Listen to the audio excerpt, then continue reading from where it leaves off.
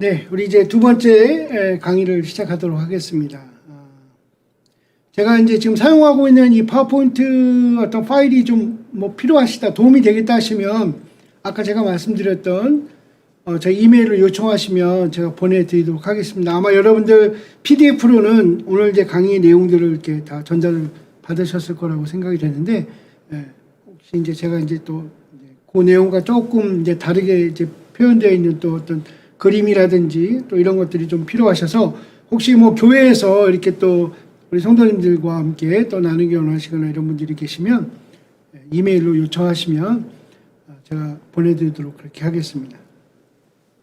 자, 우리 이제 그 건강한 교회의 그 질적 특성들을 우리가 이제 건물에 좀 비유해서 이렇게 8가지의 이런 내용들을 이렇게 한번 만들어 봤어요. 이제 우리 8가지라고 얘기할 때 우리가 물론 주제는 어떤 개별적인 내용들이 되어 있지만 이게 다 어떤 그 연관성이 있습니다. 우리가 몸이 뭐 팔이라는 기능이 있고, 그죠? 다리라는 어떤 기능이 있고, 또 그리고 뭐 심장, 또 위, 간 이렇게 각 그 부분마다 다 기능이 있지만 이것이 서로 따로 떨어져서 독립적으로 우리가 움직여지거나 생존할 수 있을까요? 불가능하죠. 그런 것처럼 우리 교회도 마찬가지입니다. 8가지 질적 특성이라고 하는 그런 내용들을 가지고 이야기를 했지만 이것은 다 서로 유기적으로 연관되어 있다는, 유기적으로 다 연관되어 있다는 것입니다. 또한 그렇기 때문에 이러한 우리 지금 오늘 이제 주제로 얘기하는 기능적 조직도 이것이 다른 곳에 다 영향력을 주고 있어요. 다른 곳에 다 영향력을 주고 있습니다. 여러분들 이제 여러분들 이 과정을 통해서 배우시게 되는 어떤 내용도 마찬가지입니다. 이제 어떤 주제도 마찬가지지만 예를 들면 다음 세대 사역, 예를 들면 이제 어린이들, 뭐 청소년들을 위한 어떤 사역에 대해서 여러분들이 공부하신다 할지라도 그것이 다음 세대끼리 뭔가 할 수 있는 게 아니에요. 그죠? 아이들끼리 뭔가 할 수 있는 게 아닙니다. 우리 어른들이 어떤 역할을 하고 또 어떻게 그들을 이제 지지하고 후원하고 또 그렇기 때문에 그 아이들 거꾸로 우리 성인 사역에 어떤 영향력을 줄 수 있는지 이런 것들까지 다 어떻게 보면 결정되는 그런 것들이라는 것을 꼭 잊지 않았으면 좋겠습니다. 그렇기 때문에 우리가 부분적으로도 이해해야 되지만 이것을 또 연결시켜서 또 통합적으로 생각해야 되는 그런 부분들이 분명히 있다. 물론 이건 목회에 너무나도 중요한 거죠. 우리 아마 목사님들 사실 이런 부분에 대해서는 이미 체험적으로 다 어떤 그런 어떤 소위 뭐 깨달음 아니면 어떤 그 노하우들이 분명히 있을 거라고 생각이 됩니다. 우리가 목회는 이게 부분적인 것이 아니라 통합적인 것이다라는 거. 그렇기 때문에 더더욱 개별적인 것에 대해서 어떤 건강성을 갖도록 돕느냐, 그것을 어떻게 우리가 성장시키느냐, 건강도를 높이느냐에 따라서 그 결과가 다른 어떤 우리 교회 사역과 또 조직과 또 어떤 그 사역의 어떤 분야들에 어떤 영향력을 줄 수 있을 건지를 우리가 분명하게 여러분들이 경험하게 될 거라고 생각이 됩니다. 자, 우리 아까 봤던 그림을 좀 다르게 좀 한번 생각해 볼게요. 우리가 이렇게 최선을 다해서 우리가 하는 모습들은요, 상당히 바람직한 거죠. 우리의 어떤 최고의 헌신을 우리 하나님께 드린다는 것에 대해서 누구도 거기에 대해서 이렇게 뭐 질문을 달 수는 없을 겁니다. 근데 문제는 뭐냐면 우리가 어떤 최선을 다한다는 것 자체가 목표는 아니라는 것을 우리가 좀 분명하게 좀 깨달을 필요가 있어요. 우리가 헌신하는 것, 우리가 또 수고를 다하는 것, 그것이 우리의 목표가 아니고 그것 때문에 하나님께서 뭔가 역사하신다, 아니면 하나님께서 거기에 응답하신다가 아니라는 거죠. 이미 하나님이 역사하시고 하나님 응답하시고 하나님 이미 주신 것들에 대해서 우리가 반응으로써 우리의 최선을 다하는 것이고 우리가 그것에 대해서 우리 하나님께 우리의 헌신을, 우리의 삶을 드린다라는 것을 얘기하는 거예요. 근데 간혹 보면요, 우리 교회에서 우리가 가장 많은 어떤 사각형 바퀴 모양이 기능적 조직일 경우들이 있다. 이런 사각형 바퀴 모양. 다시 말하면 바꾸면 안 돼. 바꾸면 안 돼. 이미 조직, 특히 조직은요, 이상하리만큼 어느 시점에서 만들어진 거예요. 예를 들면 이제 크게 이제 두 가지인데 하나는 의사 결정 조직이에요. 하나는 의사 전달 조직입니다. 이런 것들이 어느 순간에 딱 이렇게 고정화돼 버린 거예요. 고착화돼 버린 거예요. 그러면 그 다음에 못 바꿔요. 그렇기 때문에 지금 현재 겪고 있는 어려움에 대해서 해결할 능력이 없는 겁니다. 바꿔야 돼요. 근데 못 바꿔요. 바꿔야 돼요. 그런데 못 바꾼다고 얘기해요. 왜? 이유는 전통이 그래 왔으니까. 여러분, 전통이 우리에게 주는 유익은 상당히 많습니다. 그러나 그것이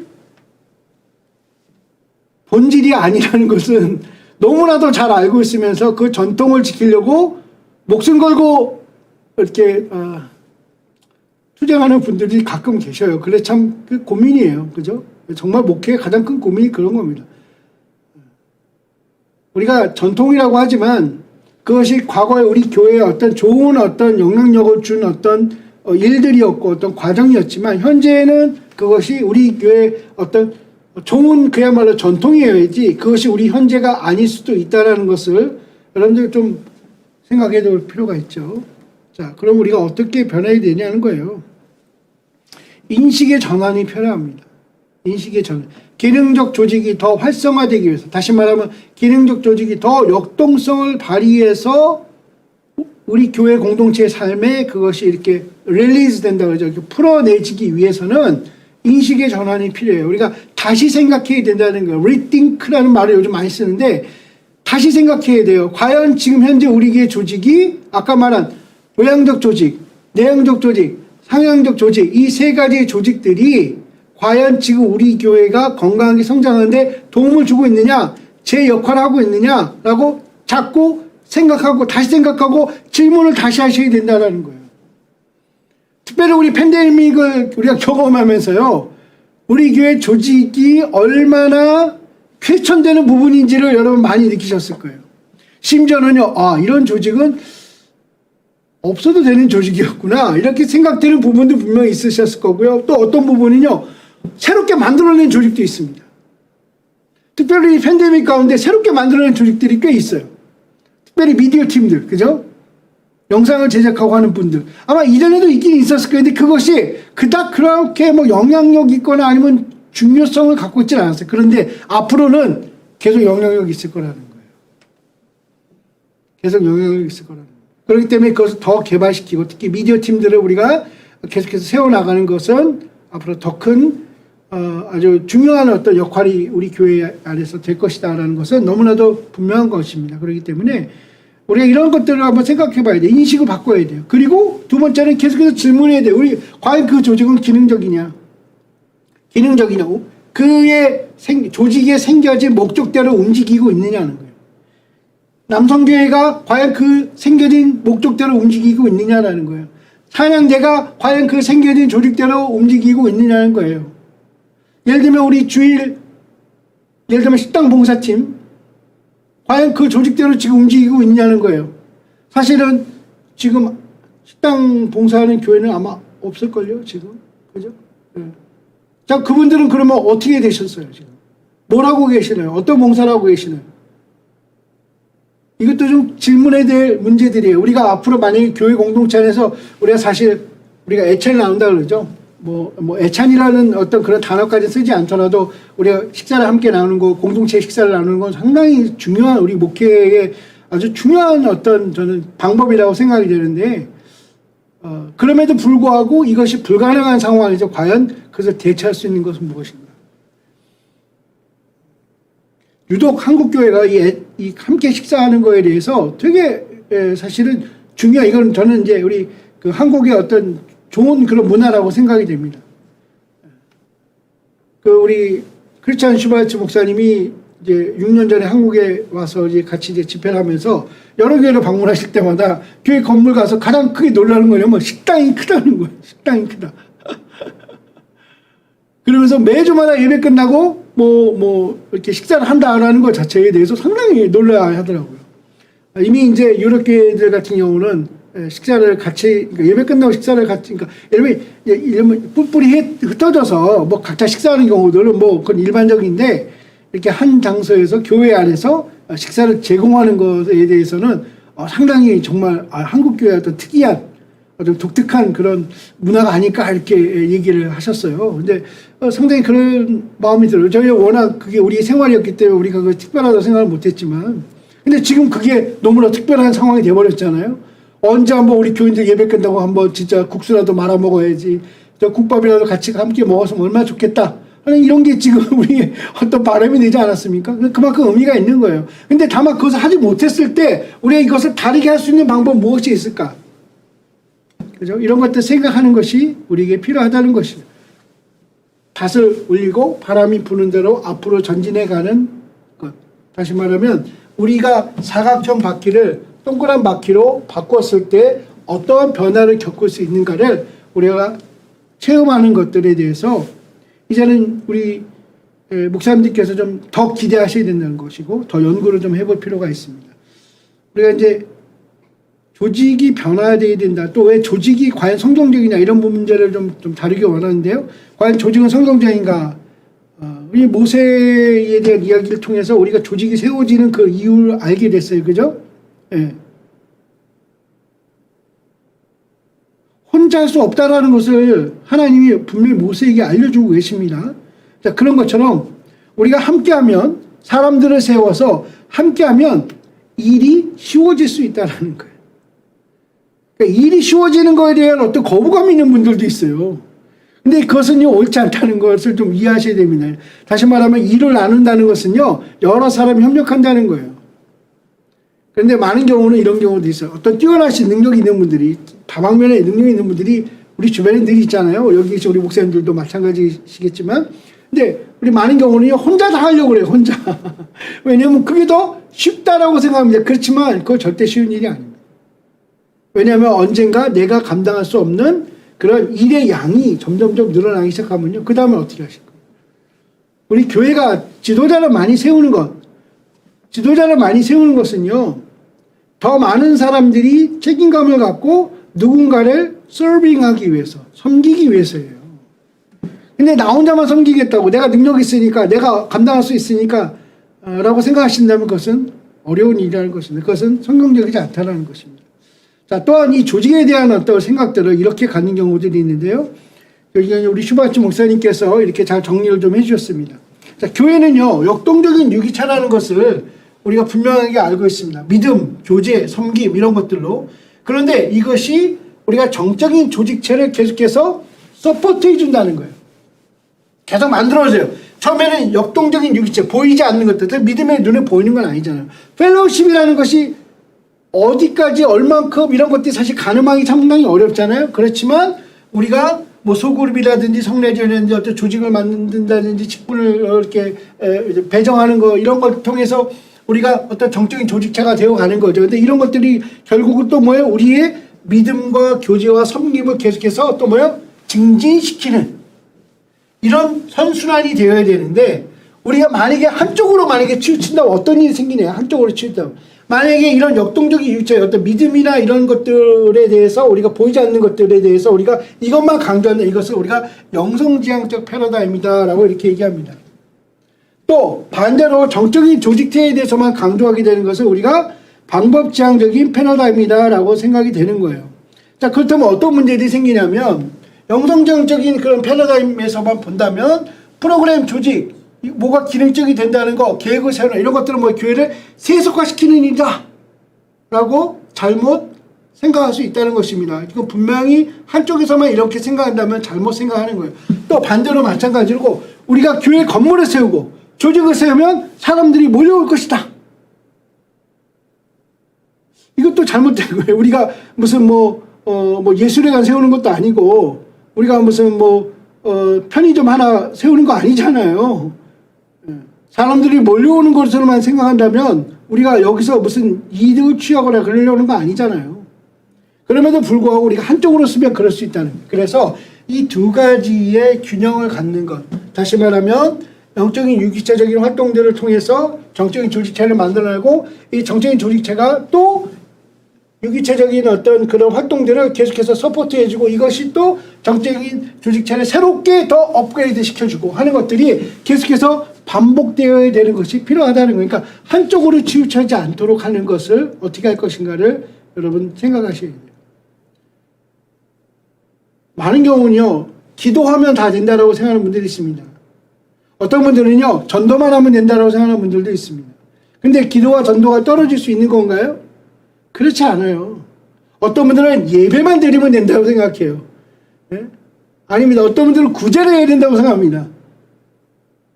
그러나 우리는 두 가지를 다 감당해야 되는 그러한 영적인 공동체라는 거예요. 그거에 대해서 우리가 균형 잡힌 생각을 얼마나 갖느냐가 결국 우리 교회 공동체가 이 땅에서 더 영향력 있는, 다시 말하면 믿지 않는 사람들에게 또 지역사회 영향력 있는 그러한 공동체로 살아가는 것을 의미합니다.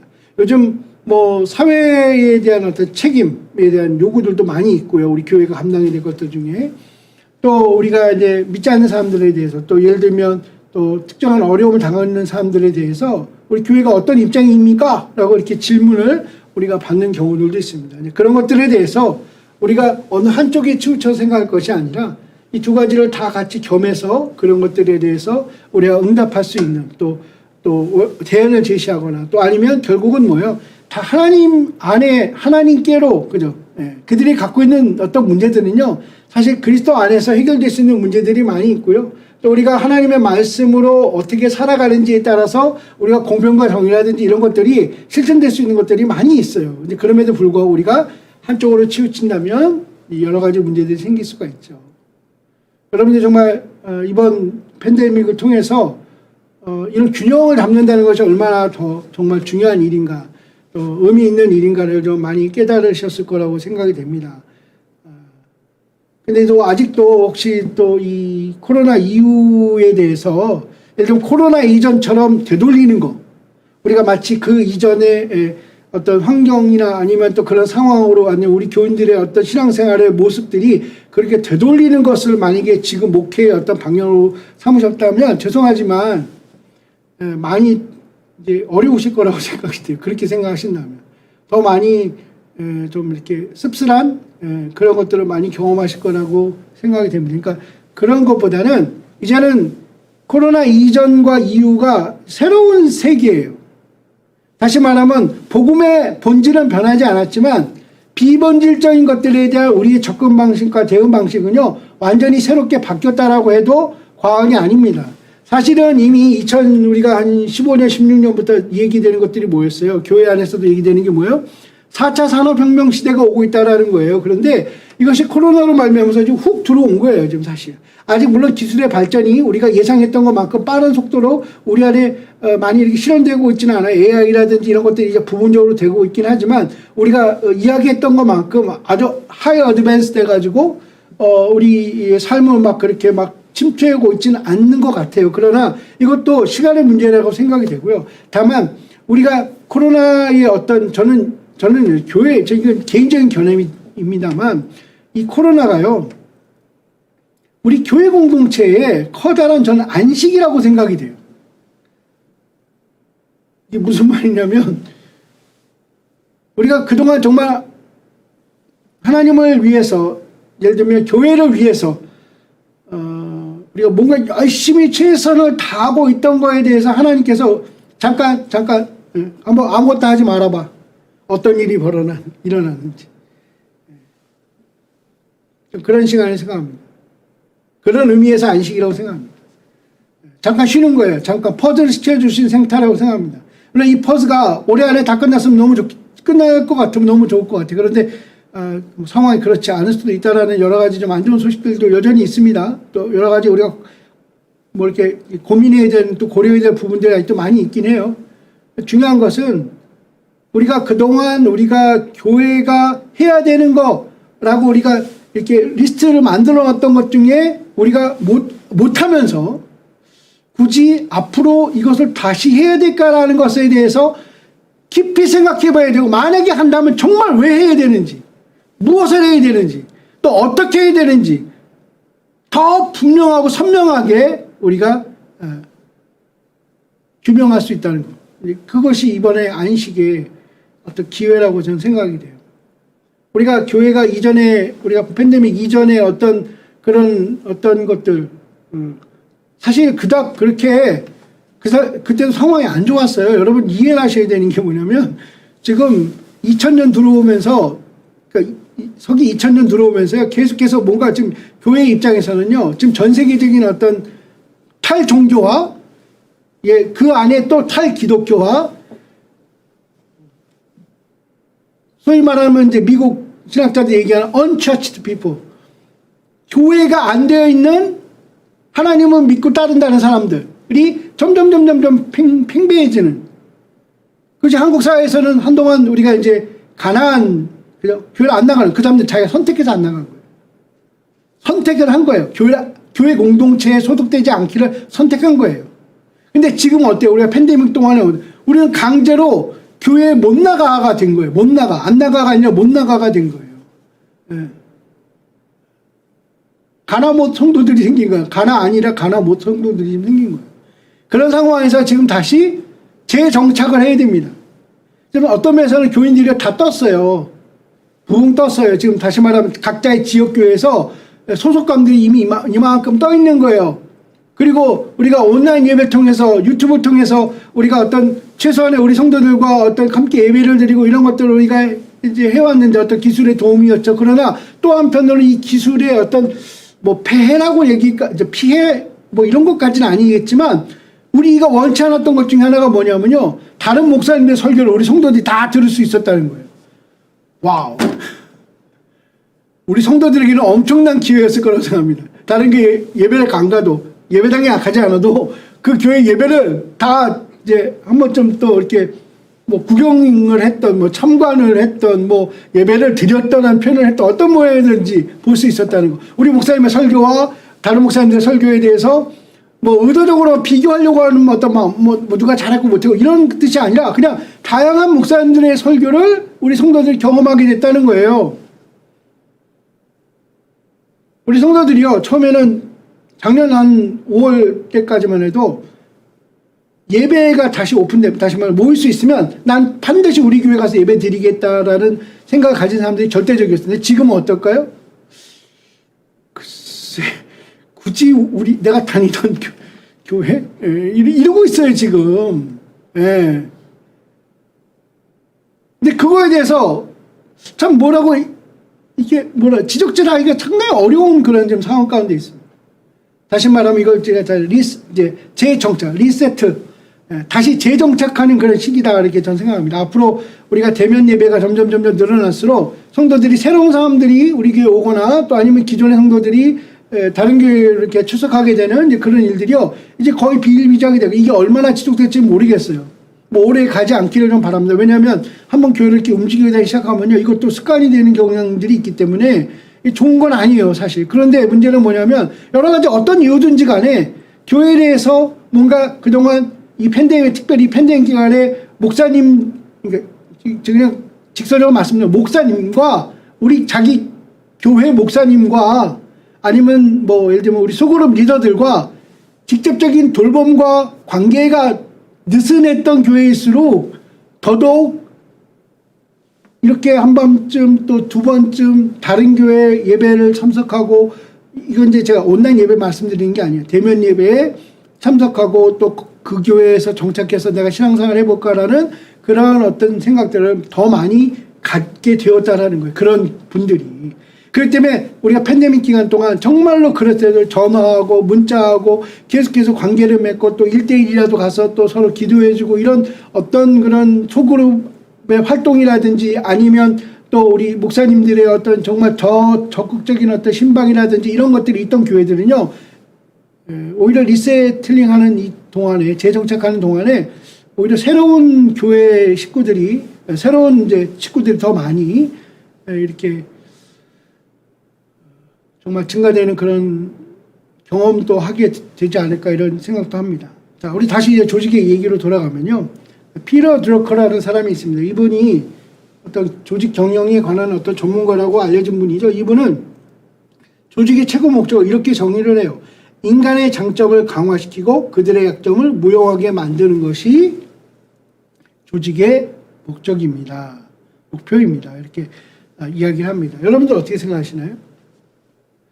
정말 우리 교회의 조직이 정말 각각 하나님이 주신 은사와 또 사명대로 사역하고 살아가는 우리 성도들이 되도록 하고 있는지, 또 그들이 갖고 있는 연약함들을 오히려 서로가 협력해서 그래서 보완해서 오히려 그런 마이너스들을 더 마이너스가 돼버리도록 하게 만들고 있는지 한번 좀 생각해 볼 필요가 있습니다.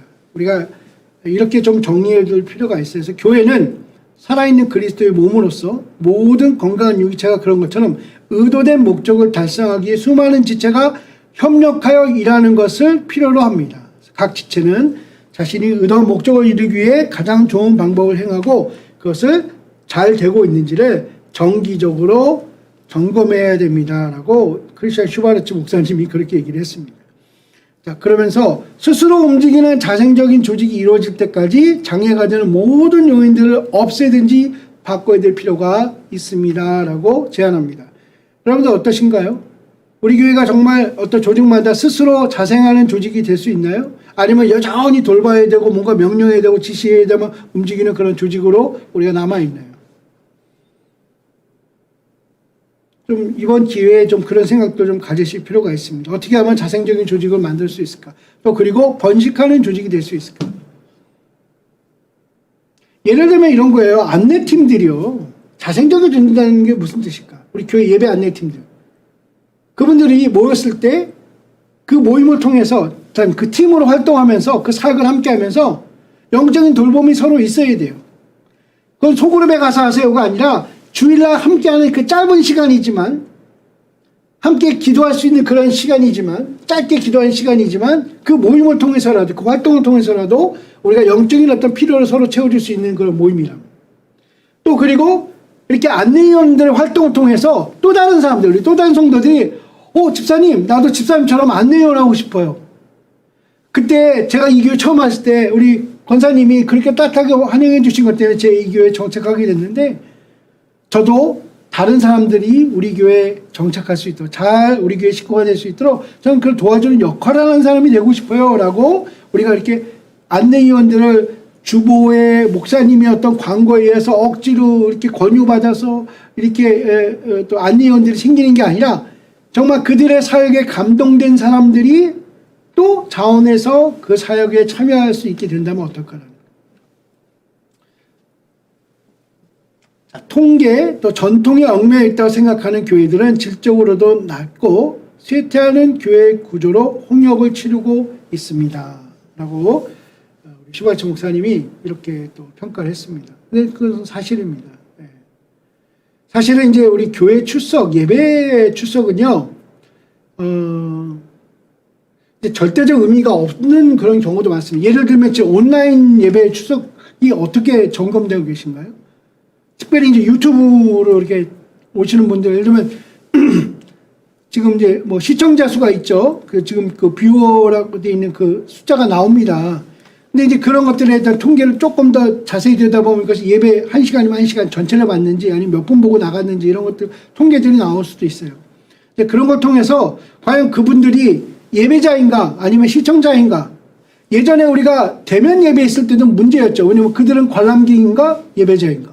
그래서 말하면 그냥 앉아서 그냥 회중이라는 것이 예를 들면 어떤 무슨 뭐 공연을 보러 온 것처럼 그렇게 하지 마시고 당신들은 진정으로 하나님께 드리는 예배자가 되어야 됩니다. 우리 얘기했던 것처럼 또 그렇게 교육을 했던 것처럼 그렇게 훈련하기 위해서 뭐 설교라든지 뭐 성경 공부라든지 기도 모임이라든지 어떤 준비의 과정들을 했던 것처럼 온라인에서도 마찬가지라는 거예요. 온라인에서도 시청자가 아니라 예배자가 될 수 있도록 우리 교회가 어떤 조직을 갖고 있냐는 거예요. 온라인에 참석한 사람들 돌보기 위해서 그들을 후원하기 위해서 그들과 연관시키기 위해서 그들과 우리 교회가 어떻게든지 연결될 수 있도록 하기 위해서 예를 들면 이메일 주소로라도 줬습니까? 기도 제목을 요청하기로 했습니까? 아니면 출석하라고 또 다른 폼의 어떤 양식을 클릭해서 또 거기에 자기 출석을 기록할 수 있도록 도와줬습니까? 해야 될 필요가 있다는 것입니다. 그런 어떤 실행을 하고 나서의 통계는 의미가 있을 수 있어요. 그렇지만 그런 것이 없이 그냥 몇 명 봤다. 이것은 큰 의미가 아닐 수도 있습니다. 우리가 이제 주일학교에 대한 그 다음 세대 사역을 우리가 이제 저희 NCD에서도 쭉 얘기하면서 주일날 아이들이 몇 명 출석했는지를 보고하는 시스템을 바꿔야 된다고 그렇게 얘기를 해요. 오히려 우리 교회 예를 들면 특별히 이거 특히 이제 젊은 우리 이제 우리 교육부 사역자들에게 이제 우리 교회가 기대하는 건 뭐냐면 예를 들면 그분이 오셔서 1년 동안 사역을 했는데 몇 명이 늘었다. 아이들이 예를 들면 중등부가 뭐 몇 명이 더 늘었다. 그러면 사역을 잘한 거고 늘지 않았으면 사역을 잘 못한 거고 줄었다 그러면 그 다음에는 딴 교회로 보내야 되나 뭐 이런 고민을 하고 이렇게 돼서는 안 된다라는 거예요. 진짜 확인해야 될 게 뭐냐? 진짜 확인해야 될 게 뭐냐? 중학생 아이들 중에 몇 명이 예수님을 만났느냐? 다시 말해 신앙 고백을 했느냐? 그 1년 동안의 사역을 통해서. 일단 출석은 두 번째 순위, 세 번째 순위라는 거예요. 사역을 평가할 때. 몇 명을 출석하게 했느냐가 아니라 그 전사님, 그 목사님의 그러한 사역을 통해서 이 중동부가 우리 중동 박사님들 중에 몇 명이 새롭게 예수님을 만난 고백을 하게 했느냐. 이거는 성인도 마찬가지입니다. 우리 교회가 지난 한 해 동안 몇 명 출석했다. 주일날 몇 명 출석했다. 이제 그게 통계가 정확하지 않다라는 걸 이제는 아시잖아요. 이제는 그게 안 된다라는 게 앞으로의 현실이. 앞으로도 온라인 예배 안 없어집니다, 여러분. 두 가지 다 같이 하는 우리 하이브리드 교회의 시대가 됐어요. 오프라인과 온라인이 함께하는 거야. 하이브리드예요. 하이브리드. 두 가지 교인들이 왔다 갔다 합니다. 계속 어느 때는 온라인에, 어느 때는 오프라인에, 어느 때 온라인에, 오프라인에, 오프라인 나와서 오프라인만 나오고 온라인 나와서 온라인. 그런 시대도 아니에요. 이제는 그런 부류는 아주 작아요. 오히려 많은 성도들이 두 가지를 왔다 갔다 하면서 계속해서 함께 나는 이 교회 교인이에요. 난 이 교회에 함께 신앙생활하는 게 너무 좋아요. 이런 사람들이 메이저리티, 그들이 주가 될 거라는 거예요. 이런 상황에서 여러분 지난 1년 동안 우리 교회 몇 명 출석했다는 것이 그닥 큰 의미는 아니에요. 사실 이전에도 큰 의미는 없었던 거예요. 사실은. 그런데 우리 교회 사역을 통해서 몇 명이 예수님 영접했습니다. 우리 교회 사역을 통해서 지난 1년 동안 몇 명이 세례받았습니다.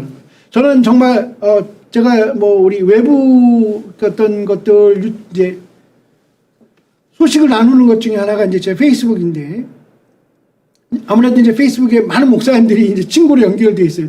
근데 가끔 올라오는 페이스북의 그런 그 내용들 중에 정말 마음이 정말 뭉클해지고 정말 너무 하나님 감사합니다라고 느껴지는 그런 장면들이 있어요. 그게 뭐냐면 우리 교회에서 이번 주에 몇 명 세례했습니다.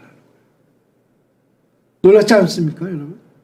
이 팬데믹 기간 가운데 교회 출석이 몇 명인지도 불확실한 이 시기에요. 누가 예수님을 영접했을 뿐만 아니라 그 사람이 공개적으로 세례를 받게 됐어요. 정말 놀라운 소식 아닙니까? 과연 우리 교회는 지난 1년 동안 몇 명 세례를 줬나요?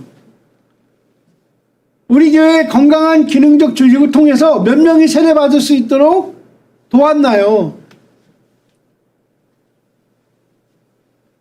우리가 좀 고민해봐야 될 그런 부분들입니다. 한 교회에서 어떻게 잘 되었다, 옳은 것이다 할 수 있는 것들이 다른 교회에서는요 전혀 관계없거나 오히려 잘못되는 경향도 분명히 있을 수 있다는 겁니다. 특별히 기능적 조직은 다른 요소, 사역자들을 세우는 지도력과 은사중심적 사역과 깊이 연관이 되어 있다는 것입니다. 우리가 이제 모델링에 대한 어떤 사실 어떤 그 기대치가 상당히 큽니다. 기대치가 상당히 커요. 예를 들면 뭐 오늘 제가 이 강의를 한다고 아마 여러분들 여기 대면에서 같이 이렇게 이제 만약에 참석하셨다면 아마 끝나면 반드시 저에게 물어보실 게 있어요. 그러면 그 기능적 조직을 잘하는 교회가 어느 교회입니까? 좀 모델이 될 만한 교회 좀 알려주십시오라고 얘기해요. 저는 말씀드릴 수 있어요. 근데 중요한 건 뭐냐면 그 모델이 여러분 교회에서 이루어지지 않을 수 있다는 거예요. 그것 또한 제가 확실히 말씀드릴 수 있어요. 모델링이라는 우리 환상이 있습니다. 그것은요 성공에 대한 환상이에요.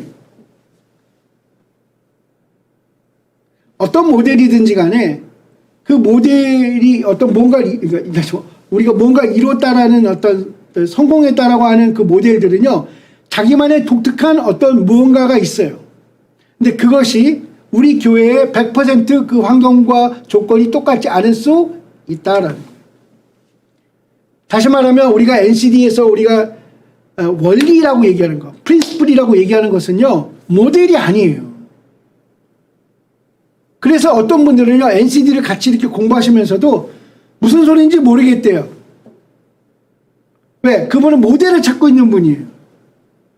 그래서 제가 어떤 어떤 8가지 지적 특성의 어떤 특별한 이야기들을 설명해드리기 위해서 제가 어떤 교회를 인용하거나 또 어떤 사역의 내용들을 설명하거나 이러면 이렇게 얘기하십니다. 그리고 그 교회를 또 찾아갔어요. 그리고 감사하게도 그 교회에서 무슨 컨퍼런스도 해요. 자기들 사역을 했던 거를. 그리고 막 뭐 책도 나와 있어요. 교재도 나와 있어요.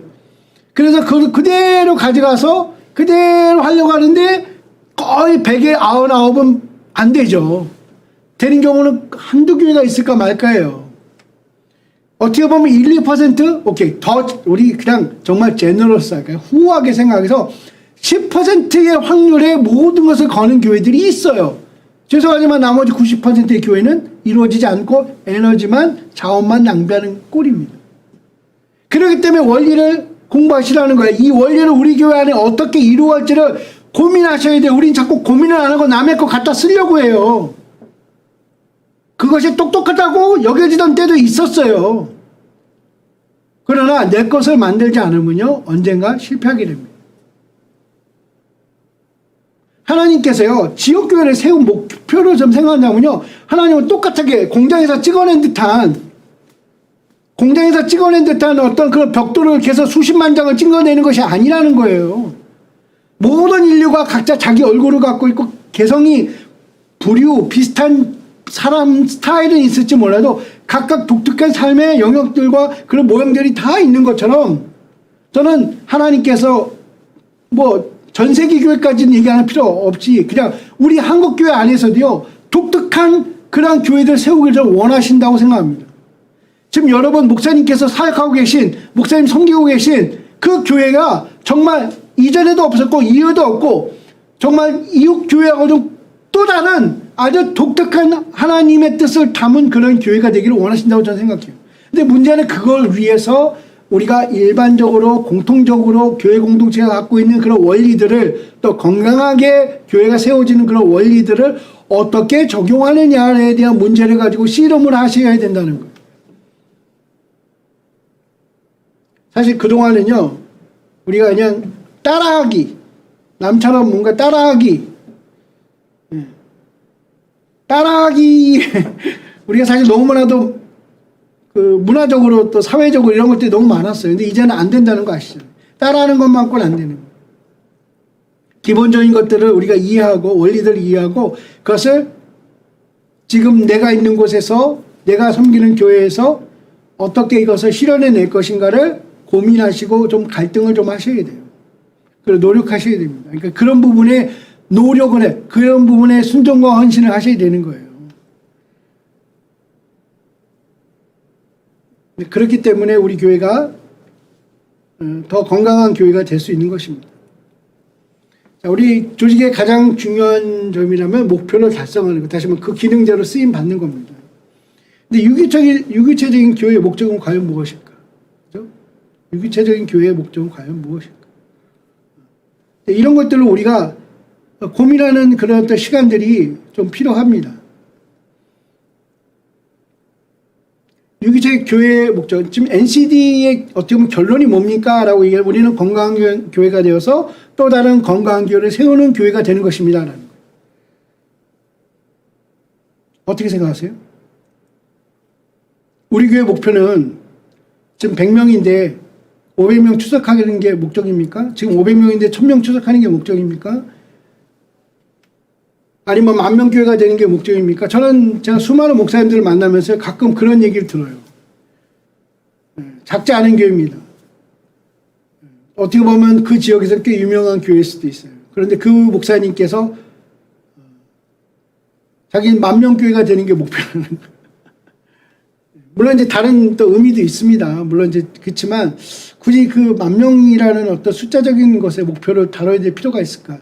그걸 안 해도 그런 어떤 숫자적 목표 안 해도 그 목사님이 기도하고 꿈꾸고 또 나름 하나님께서 그 교회를 향한 어떤 것들이 이루어질 수도 있는데 굳이 10,000명이라는 거. 제가 좀 물어봤어요. 목사님 왜 10,000명입니까? 왜 지금 예를 들면 지금 성도들 갖고는 그것을 이루기 어려우세요? 왜 10,000명입니까? 10,000명이어야 더 큰 일을 할 수 있대요. 모르겠어요. 그 큰 일이 과연 어떤 일인지. 하나님께서 정말 규모의 일로 따져서 하나님이 큰 일이다 작은 일이다라고 생각하는 것이 과연 우리가 이제는 그런 어떤 사고방식이 어떤 그런 어떤 우리의 태도가 그닥 그렇게 바람직하지 않다라는 것은 이미 아마 여러분들께서 다 공감하고 있을 거라고 생각이 됩니다. 우리 기능적 교회의 특징은요, 모든 성도들이 은사대로 사역하게 되는 교회입니다. 이제 사실은 우리 기능적 조직은 아까도 말씀드린 것처럼 사역자 세우는 지도력뿐만 아니라 은사 중심적 사역, 은사 중심적인 봉사, 은사 중심적인 사역이라는 것은 은사들대로 하나님 주신 각자의 은사대로 각자의 적재적소에서 봉사하는 것을 말하는 거예요. 이러한 어떤 교회가 되는 것을 의미합니다. 우리가 제가 저의 다음 시간에는 은사 중심적 사역에 대해서 저희가 이제 같이 이야기를 하겠지만, 이 두 가지는 어떻게 보면 조금 다른 8가지 지적 특성들보다도 더 많이 이렇게 연결되어 있는 그런 부분들이 있을 수 있어요. 중요한 것은 모든 성도들이 은사를 하나님께로부터 받는다라는 것을 우리가 전제해야 될 필요가 있습니다. 모든 성도들, 몇몇 헌신된, 아니면 제자훈련을 받은, 또 아니면 직분을 받은 사람들이 아니라 모든 성도들이라는 것을 여러분들 좀 꼭 이해하셨으면 좋겠어요. 자, 성경 분명 우리 각자 은사 받은 대로 서로 봉사하라고 되어 있습니다. 우리가 몸의 구조가 여러 가지가 있잖아요. 그죠? 각각의 기능을 다 이유가 있는 거예요. 필요가 있는 거예요. 만약에 한 군데라도 만약에 문제가 생긴다면요, 엄청난 고통이 따르게 됩니다. 따르게 되어 있어요. 예, 저도 혹시 여러분 방아쇠 증후군이라고 들어보시는지 손가락이 지금 사실은 이게 완전히 굽혀지지가 않아요. 예, 이제 문제가 좀 생겼어요. 그래서 이걸 방아쇠 증후군이었는데, 이것 때문에요, 이 타이핑 칠 때도 어렵지만 잠잘 때도 아프고요. 어느 때는 하루 종일 약을 먹지 않으면 이 통증을 벗어나지 못하는 그런 어려움도 있습니다. 근데 이게 이유가 뭐냐, 이제 의사들이 말씀하시는 거는 뭐냐면 너무 많이 써서 그렇다는 거예요. 일하지 말라는, 붕대를 좀 막 이렇게 감고 다니래요. 근데 참 어려운 일이죠. 어려운 일입니다. 근데 가끔 이렇게 손가락이 움직이지 않을 때가 있어요. 이게 지금 그래도 많이 잘 움직여지는 편인데, 이게 잘 안 될 때는 정말 걱정이 되기도 해요. 여러분, 하나님께서 우리 각자 어떤 부분, 보기에는 별것 아닌 것 같지만, 보기에는 하찮아 보이지만, 그래도 하나님께서 우리 몸의 각 부분을 아주 신묘막측하게 계획하셔서 우리에게 각각의 역할을 만들어 놓으신 것처럼, 우리 모든 성도들이 그분이 믿음이 작든지 크든지, 신앙의 연륜이 짧든지 오래되었든지, 또 그분의 어떤 학식이나 재능이 작든지 뛰어나든지 관계없이 하나님이 영적인 능력, 하나님의 특별한 능력들을 각각 주셨고, 그걸 통해서 결국 교회 공동체를 세우시는 것이 목적이다라는 것은 우리가 분명하게 잘 알고 있습니다. 자, 그렇기 때문에 기능적 교회의 가장 특징 하나는 모든 사역의 조직이 생기가 있다. 다른 말로 하면 이게 역동적이란 말이죠. 다이나믹해야 된다는 거죠.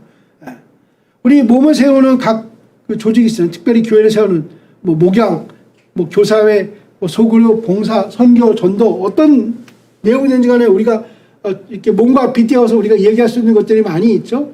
근데 이런 것들이 과연 정말 우리 교회에 정말 역동적으로 활발하게 움직이고 있느냐, 다이나믹하게, 그죠? 움직이고 있느냐는 거예요. 이것이 우리에게 또 늘 스스로 질문되어야 되는 겁니다. 이 조직편은요, 여러분 보시다시피 어느 교회나 흔하게 있을 수 있는 그런 조직편입니다. 우리 교회는 조금 다릅니다. 예, 다를 수 있어요. 그렇지만 기본적인 것들은 아마 다 이제 이렇게 고개가 끄덕여지시는 그런 부분들일 거예요. 그런데 여기서 바꿔야 된다면 무엇을 바꿔야 될까요? 아니면 무엇은 바꾸지 않아도 되는 건가요? 자, 바꾸는 게 어려우세요? 그럼 어떠세요? 업그레이드는 어떠세요? 업그레이드는 어떠세요?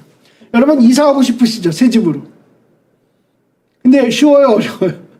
어려워요. 그러니까 어떻게 해야 돼요? 우리 집에 있는 주방을 업그레이드 하는 거예요. 우리 거실을 업그레이드 하는 거예요. 그거에 대해서 어떻게 생각하세요? 분명히 바꿔야 되는 게 있습니다. 특별히 이제 예전에는요, 고장나거나 작동을 안 하면 바꿔야 됐어요. 그게 60년대까지의 멘탈이에요. 그게 기본적인 누구나의 생각이었어요. 근데 지금은 어때요? 고장나기 전에 바꿔요. 아니요, 새 거 나오면 바꿔요. 여러분 텔레비 특별히 이번에 많이 바꾸지 않으셨나요? 영상 장비, 음향 장비 많이 바꾸지 않으셨나요? 사람도 안 보이는데 왜? 방송을 해야 되니까, 온라인 사역을 해야 되니까 많이 바꾸셨죠? 새로운 것들이 필요한 때가 되었다니까요. 우리 교회가 지금 바꿔야 우리 성도들이 함께 신앙생활하는데 도움이 될 수 있는 것들이 많이 있습니다. 특별히 우리 교회 조직 안에서도. 리스트럭처링을 해야 돼. 재조직을 해야 되는 그런 이제 이 시기가 되었어요. 사실은.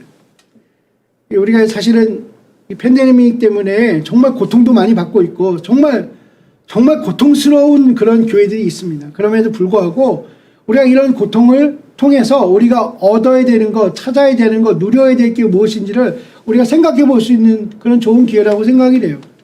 자, 여러분 보세요. 이 그림을 보시면 여러분 요 왼쪽에 있는 그림은 조선시대에 그죠? 남자와 여자의 어떤 옷이었습니다.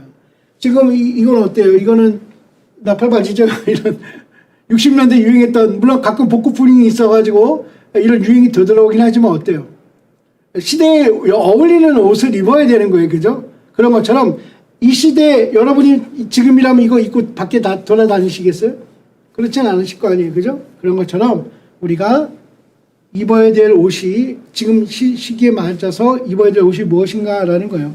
우리가 고린도전서 9장 20절에 것처럼 유대인같이 된 것은 하고 바울이 본인에 대한 어떤 이야기를 한 것처럼 또 율법 아래 있는 자같이 된 것은 또 율법 아래 있는 자들을 얻고자 하며 율법 아래인 유대인을 얻고자 하는 것처럼 또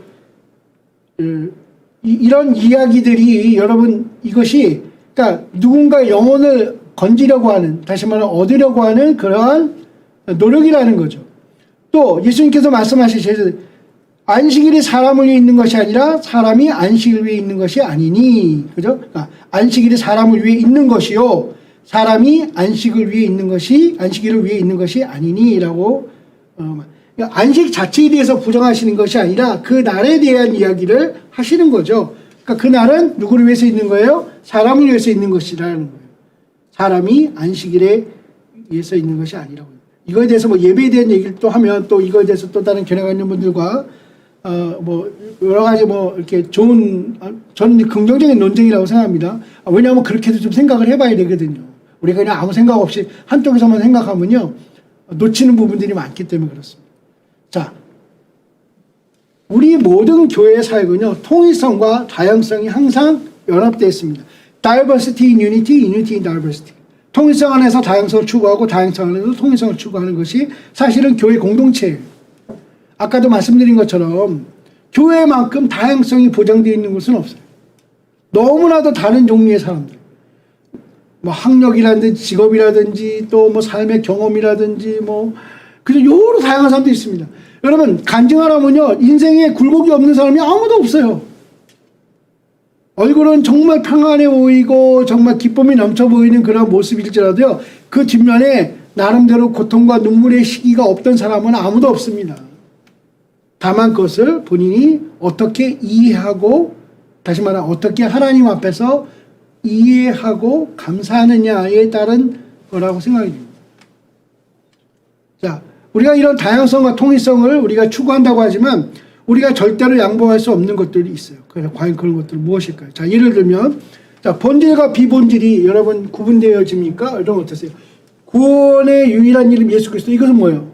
당연히 본질이겠죠? 또 선교의 팀장을 선출하는 건 뭐예요?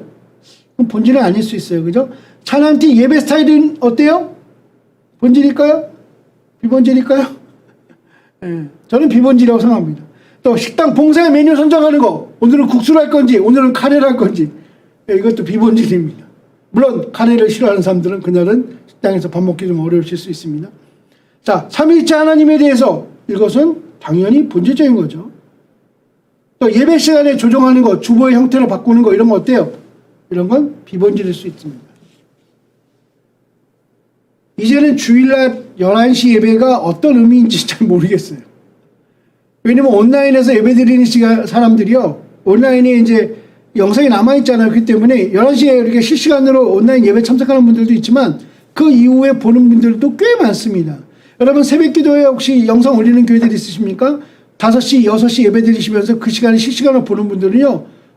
그닥 많지 않아요. 그런데 그날 하루가 지나갈 때쯤 되면 수십 명에서 어떤 교회는 수백 명씩 그렇게 새벽 기도에 참석하는 분들이 있어요. 오히려 교인들이 그렇게 얘기해요. 목사님 오늘 출근하는 9시에 오늘 새벽 기도회 영상을 봤는데 너무나도 은혜가 되었습니다 하고 문자가 옵니다. 목사님 제가 우리 아이들 학교 다 보내고 남편 보내고 집안 이제 좀 다 정리하고 11시 반에 오늘 새벽 예배 목사님의 설교를 제가 이제 봤는데 너무나도 은혜가 되고 감동이 됩니다라고 문자하는 그런 교인들이 있습니다. 과연 시간을 지키는 것이 어떤 의미일까? 대면으로 모일 땐 중요해요. 아무 때나 와서 이 사람은 10시 반에 오고 이 사람은 10시 50분에 오고 이 사람은 11시 10분에 오고 이렇게 해서 예배 드릴 수는 없는 거잖아요. 함께 모여서 예배 드릴 때는. 근데 영상은 그게 아니어도 될 수 있는 환경을 갖고 있는 거죠. 그러니까 저는요, 이걸 너무 부정적으로만 생각할 게 아니라는 거예요. 우리가 대면으로 모일 때는 약속 지켜서, 시간 약속 지켜서 우리가 예배 드리고, 비대면으로 예배 드릴 때는 24시간 언제나 예배 드릴 수 있다. 그죠? 이 두 가지가 서로 가능하다. 어떤 교인들은요, 그러니까 코로나 이전에 일부 예배만 참석했어요. 그런데 어이 된 일인지 코로나 기간이 되면서 영상 예배를 드리면서 일부 예배만 참석하는 게 아니라 1부, 2부, 3부 각각 다 참석하는 분들도 있습니다. 물론 흔치 않은 일이긴 하지만 그런 경우도 생길 수 있다는 거예요. 어떤 분들은 2부 예배 드리는 분이 1부 예배 드리고요. 1부 예배 드리는 분이 2부 예배 드리기도 하고요. 뭐 여러 가지 그런 경우들이 많이 생기고 있어요. 그래서 이런 것들을 우리가 좀 종합적으로 생각해 볼 수 있는데 중요한 건 여기서 과연 본질적인 것은 무엇이고 그리고 비본질인 것은 무엇인고. 다시 한번 비본질은 뭐예요? 업그레이드 가능함. 그죠? 업그레이드 가능합니다라는 거예요. 예. 바꿀 수 있습니다라는 거예요. 바꿀 수 있습니다라는 것입니다. 자, 세 번째는 우리 교회의 기능적인 그런 특징은요. 모든 성도가 은사대로 같은 마음, 같은 뜻, 같은 섬김을 하고 있느냐라는 거예요. 자, 물론 정도에는 분명히 다를 수 있지만 섬김의 방향이 같아야 됩니다. 그런데 모든 성도가 알고 있느냐? 그거는 아닐 수 있다라는 거예요. 그죠? 자, 우리 이 말씀은 고린도전서 1장 10절에 나오는 말씀이죠. 형제들아 내가 우리 주 예수 그리스도의 이름으로 너희를 권하니 모두가 같은 말을 하고 너희 가운데 분쟁이 없이 같은 마음과 같은 뜻으로 온전히 합하라라는 것입니다. 자, 이렇게 하기 위해서 우리가 이거를 좀 생각해 봐야 돼요. 기쁨이 넘치는 건강한 신앙생활을 위해서. 이건 좀 제가 제목을 좀 너무 거창하게 지은 것 같은데 성도들이요, 내가 왜 하지? 봉사를 한다면, 누군가를 섬기는 일을 한다면, 어떤 직분을 맡았다면 그걸 왜 하는지를 분명하게 알아야 돼요. 이게 제시가 되지 않으면 움직여야 되는 어떤 동기부여가 떨어지는 거예요.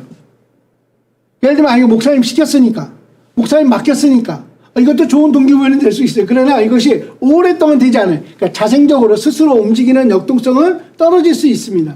그런데 내가 이걸 통해서 어떠한 일을 이루고 그것이 어떤 누구에게 혜택이 되거나 정말 하나님께 어떻게 영광이 된다는 것이 분명하면요, 누구든지 왜 하는 거에 대한 강한 그런 동기부여가 계속해서 그 안에서 역동적으로 이렇게 움직여낼 수 있다는 거예요.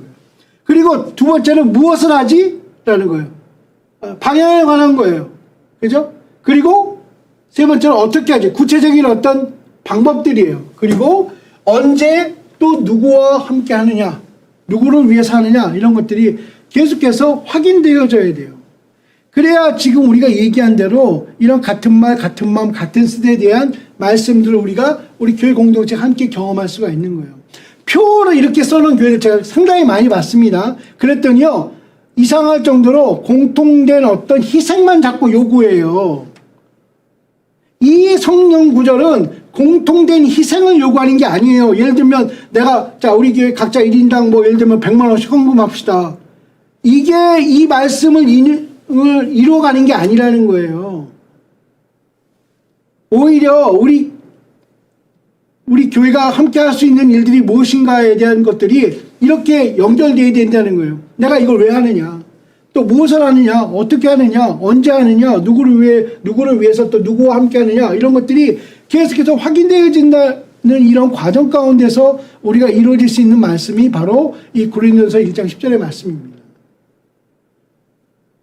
예를 들면 당신도 예를 들면 뭐 주일날 2시간 봉사하세요. 당신도 주일날 2시간 봉사하세요. 그게 아니에요. 모든 사람이 2시간 봉사하는 것이 이 말씀의 목표가 아니라는 거예요. 이분이 10분을 하든 30분을 하든 아니 4시간을 하든 어떤 각자 자기에게 맡겨진 대로 같은 방향을 향해서, 그죠? 같은 마음을 가지고 같은 뜻, 서로를 섬기는, 그죠? 그럴 때 우리가 이 말씀을 경험할 수 있다는 것입니다. 자, 우리 이제 NCD의 이 방법은 이렇습니다. 사실은 우리가 이제 가장 작은 부분, 우리가 가장 약한 부분을 우리가 최소치의 시작점이라고 얘기합니다. 근데 이것을 반복해서 하는 거예요. 이 원리를 우리가 스피너 다이나믹이라고 해요. 이것은 이것만 설명하려면 제가 또 몇 시간을 설명을 해드리겠지만 간단하게 말씀드리면 작은 일이지만 반복적으로 그러나 조금씩 확장해서 한다는 겁니다. 처음에 이어서 한 바퀴 도는 것은요, 누구나 할 수 있도록 쉽게 해야 돼요. 그러나 이것이 조금 더 확장돼서 그 다음 할 때 마치 회오리와 같은, 그죠? 토네이도와 같은 그런 영향력을 끼칠 수 있는 거죠. 우리 교회가 때로는요, 반복적으로 하는 일들이 있습니다. 그런데 확장성이 떨어지는, 다시 확장이 안 되는 그러한 경우들이 너무나도 많아요. 교회가 매년마다 예산을 세우고 또 매년마다 월별 계획을 세우지만 전혀 교회가 질적으로나 양적으로 성장하지 않는 그러한 활동을 하는 경우들이 꽤 많습니다. 그것은 시작점을 무엇인지 모르기 때문입니다. 가장 연약한 부분, 가장 안 되고 있는 부분, 가장 우리 교회가 힘써서 집중해야 될 부분들에 대한 객관적 평가가 없기 때문에 누군가의 어떤 통찰력과 또 그런 어떤 직관력에만 의지하다 보면 그런 어려움이 생길 수가 있는 거예요. 그렇기 때문에 우리 교회의 시작점을 제대로 알고 또 그것을 집중하다 보면 8가지 우리가 질적 특성의 각각의 부분에 영향력을 끼쳐지고 그것이 점점 확장되는 그런 사역들인 것을 우리가 느낄 수가 있습니다. 여러분, 이것은요, 균형을 위한 것입니다. 균형을 위한 것. 아까도 말씀드린 이 3가지 색깔은요, 우리가 균형을 잡기 위한 것이에요. 균형을 잡기 위해서. 우리가 균형을 잡는다는 것과 그렇지 않은 것의 큰 차이는 무엇이냐면 건강에 관한 부분이기 때문에 그래요. 여러분, 건강하지 않으면 어떤 일이 생기죠? 여러분, 육체가 건강하지 않으면 어떤 일이 생기십니까? 하고 싶은 일도 못하게 돼요. 해야 될 일도 못하게 됩니다. 우리 교회가 하고 싶은 일이 있으십니까? 또 해야 될 일이 있으십니까? 그럼 반드시 건강해야 돼요. 그 건강을 우리가 계속 갖고 유지하기 위해서 뭐예요? 끝없이 균형 잡힌 교회를 만들어 가야 됩니다. 우리 교회가 특징될 수 있는 어떤 사역들이 있어요. 그러나 그 사역들, 그럼 바깥으로 보여지는 그런 사역들이 있어요. 그러나 그것을 위해서 뒤에 보이지 않는 것들도 똑같은 균형을, 다시 말하면 적절한 균형을 가질 때 그 사역이 더 활성화될 수 있고 다이나믹하게 될 수 있습니다. 예를 들면 셀교회라고 하는 교회들, 아니면 소그룹이 잘 된다고 하는 교회들은요, 소그룹만 잘 되는 게 아니에요. 소그룹만 잘 되는 교회들이요, 만약에 그런 교회는 사실 없어요. 그 뒤에는요, 예배도 잘 돼요. 그 뒤에는 전도도 잘 되는 거예요. 그 뒤에는요, 사역자 세우는 지도력, 리더십들이 잘 발휘되고 있어요. 또 그 뒤에는요, 기능적 조직이 잘 이렇게 활성화되고 있는 그런 역동적으로 움직여지고 있는 그런 교회들이에요. 또 그런 교회들이요, 사랑의 관계가 끊임없이 이루어지고 있는 그런 교회들입니다. 겉으로 보기에는 우리가 소그룹이 잘 되는 교회, 셀교회 이렇게 하지만 그 뒤에 또 다른 부분들이 분명히 있어야 됩니다. 만약에 그 교회가 어느 한 부분에 전혀 신경 쓰지 않거나 전혀 균형 잡히지 않은 그런 목회를 하고 있다면 그 결과는 뻔합니다. 그 건강은 반드시 추락하게 되어 있고요. 그렇게 되면 교회 질적 건강도 떨어질 뿐만 아니라 양적 성장도 반드시 떨어질 수밖에 없다는 것입니다. 이것은 누구 개개인에게도 마찬가지고요. 우리 교회 공동체에게도 마찬가지입니다. 여러분, 이제 우리 2번째 강의를 제가 마치겠는데요. 여러분 한번 고민하셨으면 좋겠어요. 우리 교회가 과연 어느 방향으로 가야 될지 우리 함께 고민하고 또 앞으로도 이제 고민을 계속 하셔야 되겠지만 특별히 이런 과정에 오신 것들은요, 정말 대단한 겁니다. 여러분 이거 특별히 시간 내셔서 하시는 그런 과정일 텐데, 여러분 회비도 내시잖아요. 여러분 중요한 거 왜 시간과 에너지를 내가 왜 집중하겠다는 건데, 여러분 이 강의를 통해서 저뿐만이 아니라 우리 다른 좋은 강사님들이 함께 하시는 이런 내용들을 여러분이 잘 들으시고 또 함께 공부도 하시고 또 그리고 이것을 가지고 여러분 사역의 현장에서 더 큰 고민이 이루어졌으면 좋겠습니다. 그래야 더 좋은 열매들이 분명할 거라고 생각이 됩니다. 우리